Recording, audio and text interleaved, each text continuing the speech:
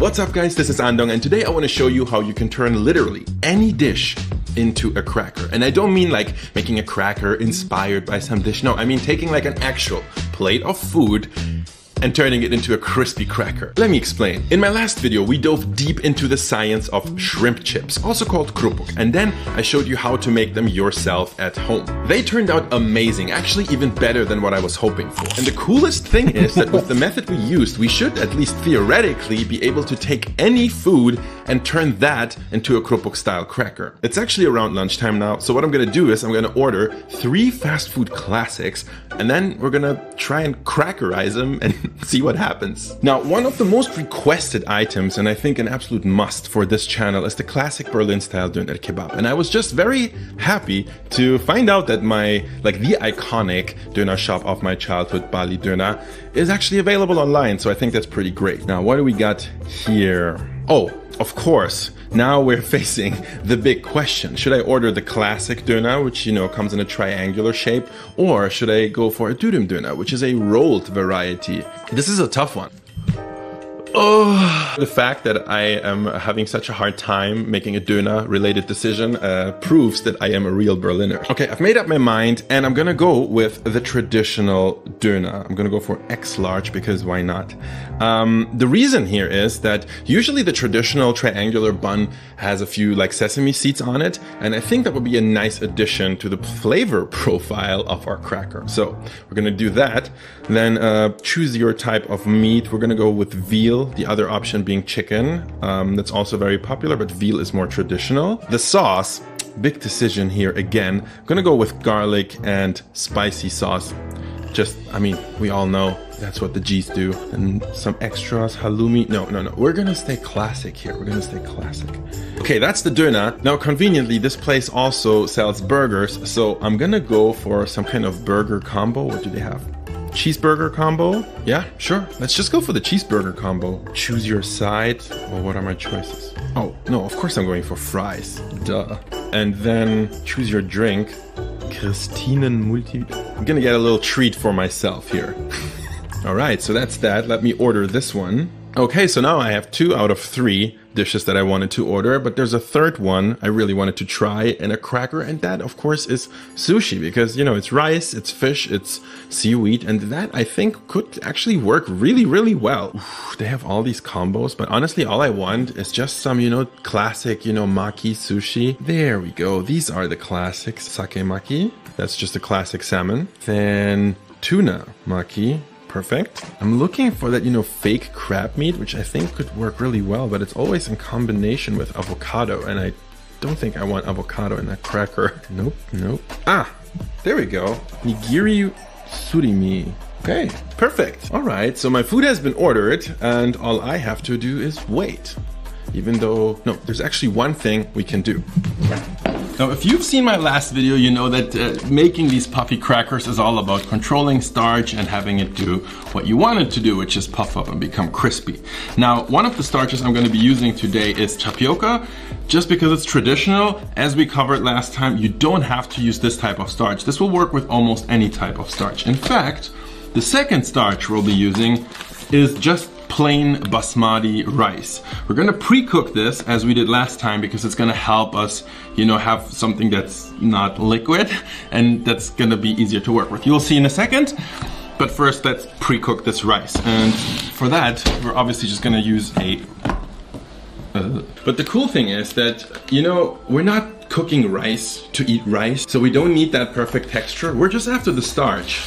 And that means, you know, I'll just eyeball this like 1.5 cups.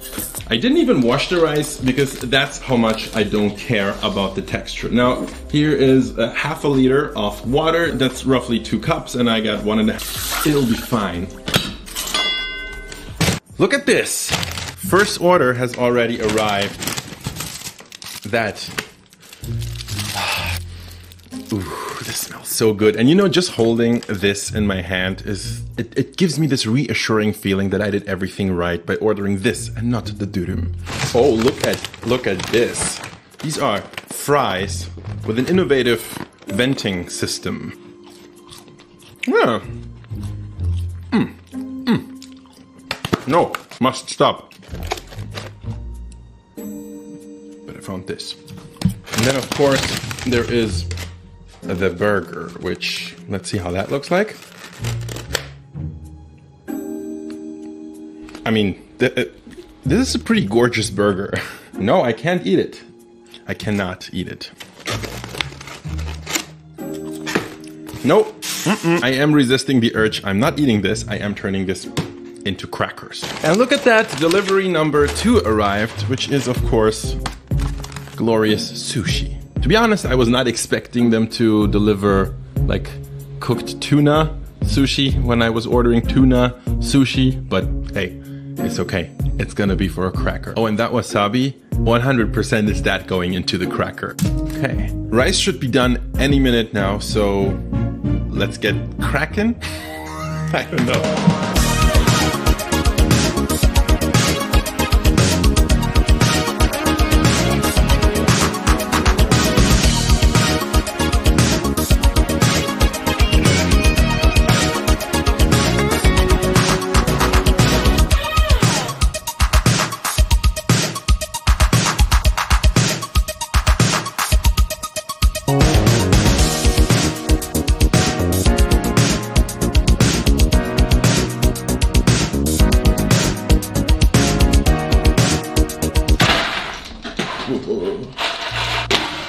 So this is what I got after 16 hours in the dehydrator. I mean, you don't necessarily have to go this long. It really depends on how thinly you cut your krupuk. Mine turned out a little bit on the thick side, so yeah, it took a little while. Okay, right on top, we got these. Let me bring you closer. Ooh. So right on top, we got the Döner Kebab crackers. I like the triangular shape, actually. I mean, I'm not gonna say they look appetizing because that would be a lie. In fact, they kind of look a little bit like pieces of Döner Kebab meat. Main thing is they are nice and dry, and that is all we need. Oh, they are a little bit greasy. All right, so this is the second layer, and this is the sushi krupuk, which definitely looks pretty interesting. This one took the longest to dehydrate for some reason. I don't know why. Definitely not pretty, but maybe a little bit prettier than the one before. I don't know. I might just be telling that to myself to enjoy this more, but hey, positive thinking. And then the final layer is burger and fries krupuk. Pretty much the same. They definitely look a little bit weird, but don't worry, these like white spots over here, that's just some rice. I do love the feeling of this because this is kind of like, you know, poker chips or something. So, who's ready to go all in? Let's fry some krupuk. Oh geez. Oh, I have to separate them.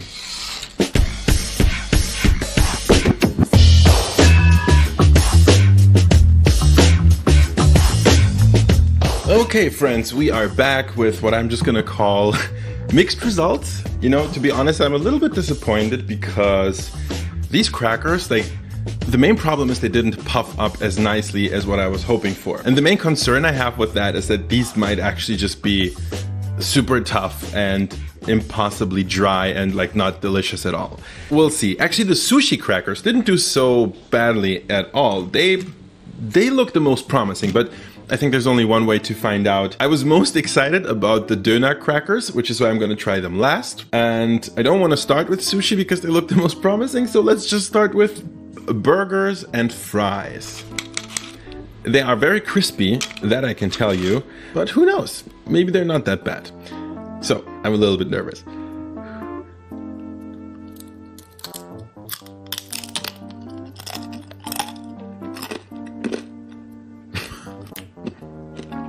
So,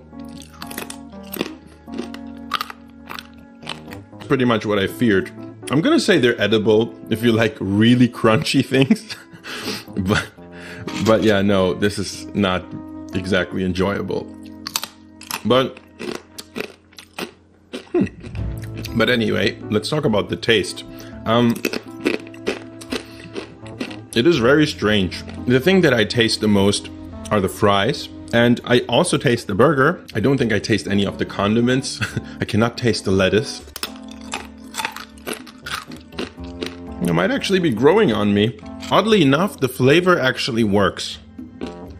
Could use more cheese, I think. Let's go for the sushi crackers because they look the most promising. But they do have this like really interesting sheen, which at first I thought was maybe excess oil, but it's really not. It's just like a very shiny surface they have. And it kind of reminds me of those like Japanese rice crackers you sometimes get. So coincidence? I think not.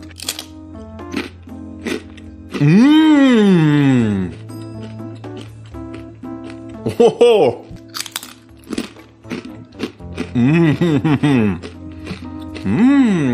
Okay, first of all, the texture, it's also like on the crunchy side, but definitely much more palatable. This is great. What I'm perhaps most surprised by is the flavor. This thing tastes 100% like sushi. Like spot on. That's sushi.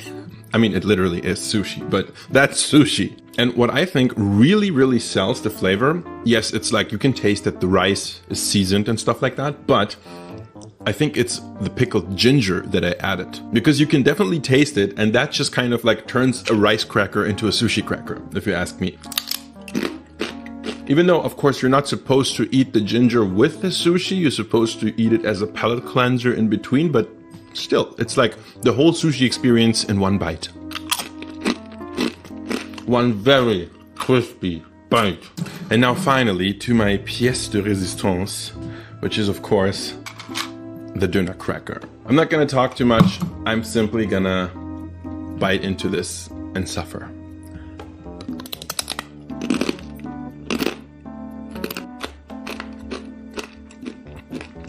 So this is interesting. Even though this one puffed up the least, it's actually like lighter and crispier than the burgers and fries.